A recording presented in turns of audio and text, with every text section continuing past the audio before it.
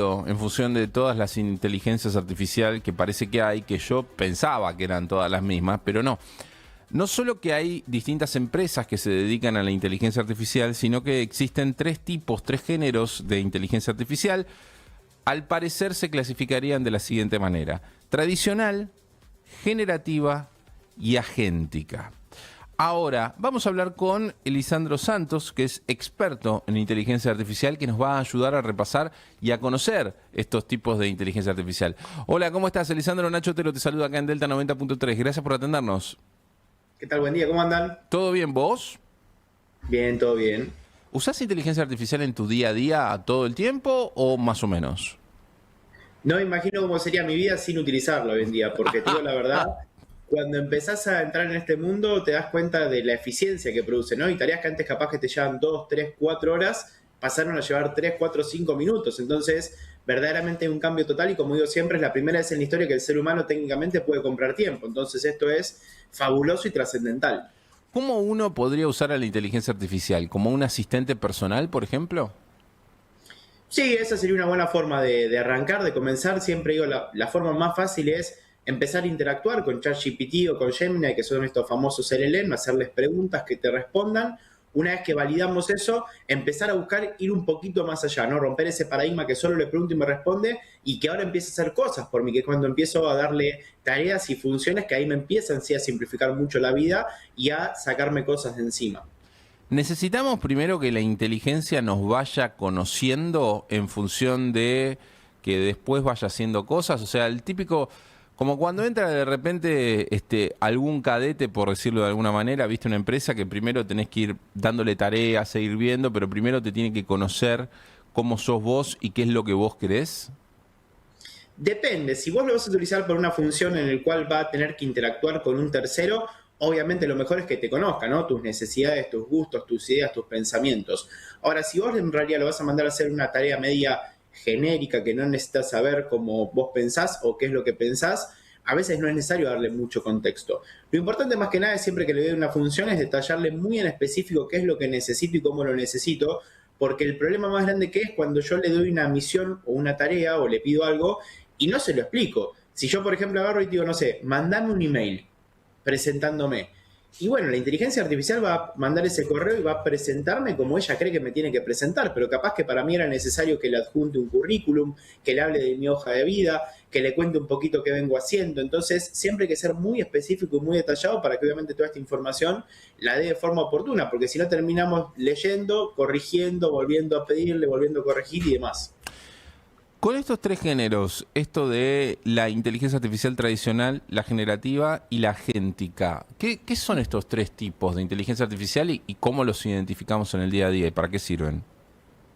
Mira, para ponerte un ejemplo muy sencillo, vamos a suponer que nosotros subamos a alguien a trabajar con nosotros, que tenemos un negocio, y esa persona se va a encargar de gestionar nuestros correos electrónicos, ¿sí? Los emails. Entonces, como primer función, vamos a poner que se llama Martín, le voy a decir: Martín, mira, entra a mi casilla de Gmail, lee todos los correos, fíjate qué es lo que preguntan los clientes, qué es lo que yo respondo, fíjate la información que hay y demás. Eso se podría catalogar, un poquito vos hablabas de esta forma de clasificar las inteligencias artificiales, que si bien hay muchas, una de las más utilizadas es esta, ¿no? La tradicional, después tenemos la generativa y la agéntica. Entonces, en este caso, si yo, Martín, lo pongo a revisar los correos, que lo que hace él es detectar patrones, ¿no?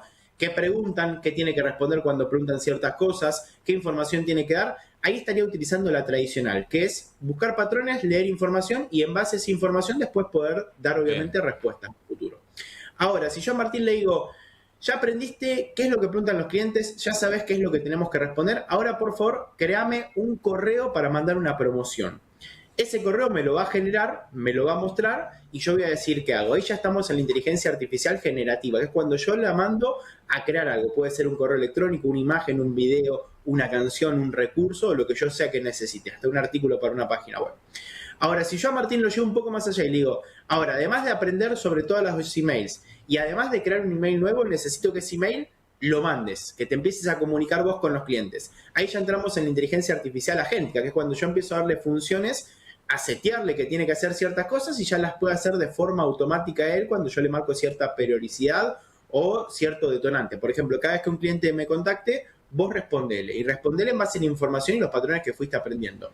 Entonces, esa sería una forma práctica y rápida de identificar estos tres tipos de inteligencias artificiales. Al día de hoy la que se viene más fuerte es las funciones agénticas, cuando yo verdaderamente puedo empezar a automatizar muchas cosas de mi vida. Claro, ahí es donde obviamente uno tiene que irle enseñando a esa inteligencia antes de pasar a como a la última etapa, ¿no? Sí, si yo quisiera ponerle lo que es atención al cliente, correos electrónicos, WhatsApp incluso, o hasta las redes sociales, obviamente tengo que darle mucho contexto para que lo que comunique sea de forma correcta y esté alineado con mi pensamiento, con mi forma de comunicar si fuera una marca. Entonces, el contexto obviamente en esos casos es fundamental.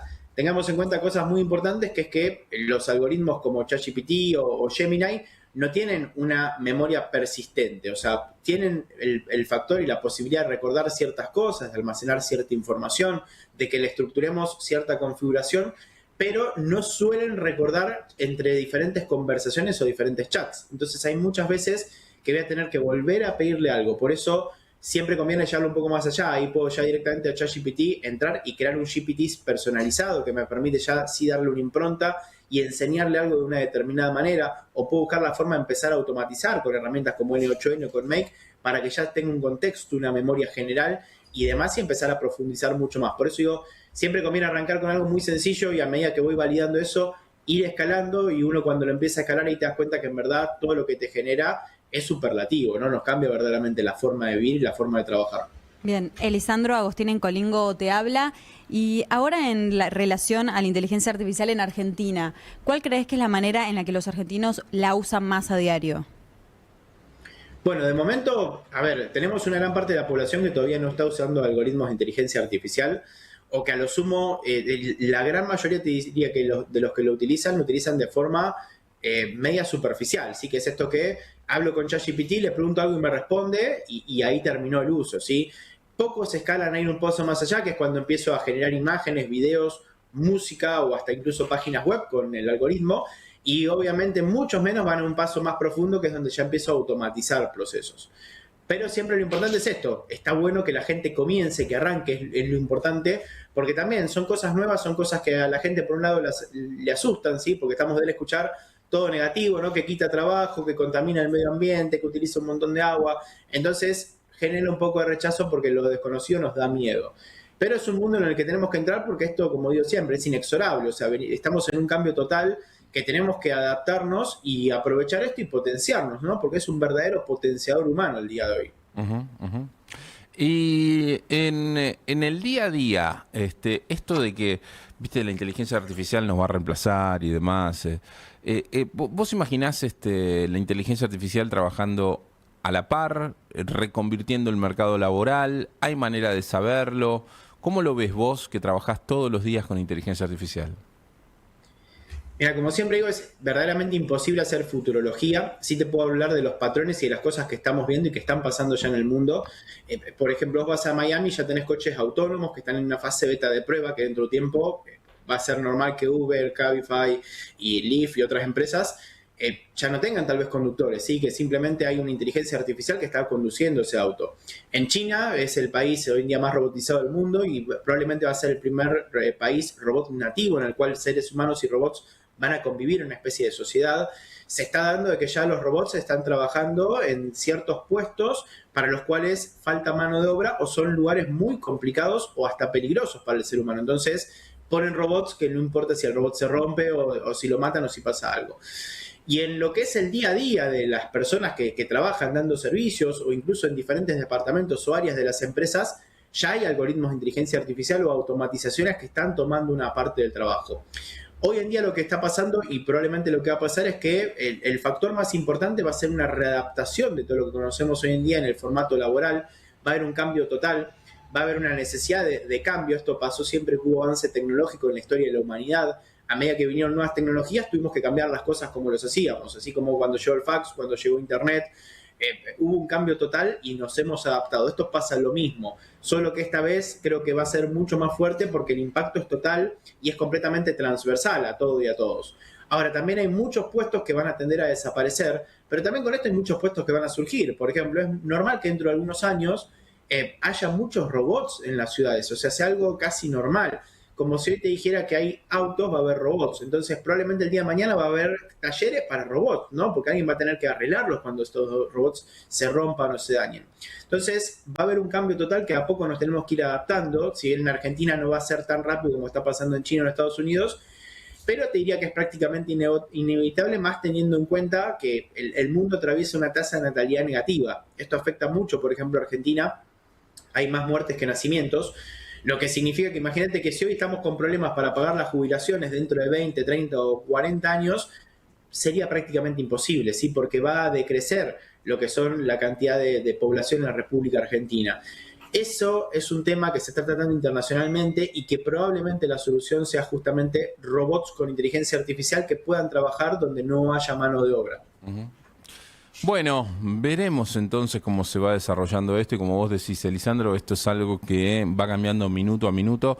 Gracias por esta charla con nosotros, te mandamos un fuerte abrazo. Un placer, gracias.